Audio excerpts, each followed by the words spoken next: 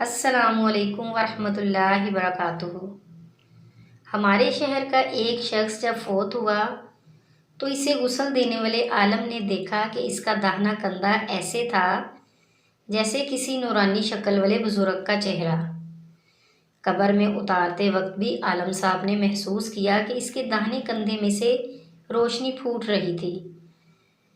دفن کے بعد امام صاحب اس مردے کے گھر گئے اور گھر والوں کو ساری کیفیت بتا کر وجہ پوچھی تو ماں نے یہ واقعہ سنایا، میرا بیٹا جب کالج سے فارغ ہوا تو جلد ہی اسے ایک اچھی جگہ نوکری مل گئی اور ہمیں اس کی شادی کی فکر ستانے لگی۔ اچھی نوکری ہونے کی بدولت اس کے لیے اچھا رشتہ ملنا کوئی مشکل نہیں تھی۔ ہمارے پڑوس میں ایک دونوں پاؤں سے معذور لڑکی رہتی تھی جو ہمیشہ ہی ویل چیئر پر رہتی تھی اور بغیر سہارے کے کچھ نہ کر سکتی تھی۔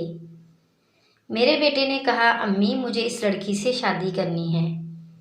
میں نے اور بہنوں نے بہت سمجھایا لیکن وہ نہ مانا، کیونکہ اس کے بقول خوبصورت لڑکیوں کو رشتے ہر جگہ سے مل جاتے ہیں لیکن اس معذور سے کوئی بھی شادی نہیں کرے گا۔ آخرکار ہمیں اپنے بیٹے کی بات ماننی پڑی اور اس کی شادی اس معذور لڑکی سے کر دی۔ وہ ہر روز اپنا ناشتہ خود بنا کر اور اپنی بیوی کو کھلا کر آفس جاتا اور واپس آ کر بھی خود ہی سب کچھ کرتا۔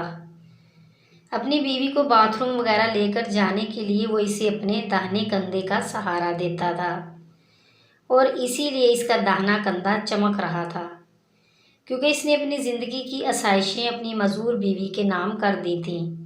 اللہ پاک ہمیں معذوروں کا احترام کرنے اور ان کی ضروریات کو سمجھنے کی توفیق عطا فرمائے، آمین۔ شکریہ۔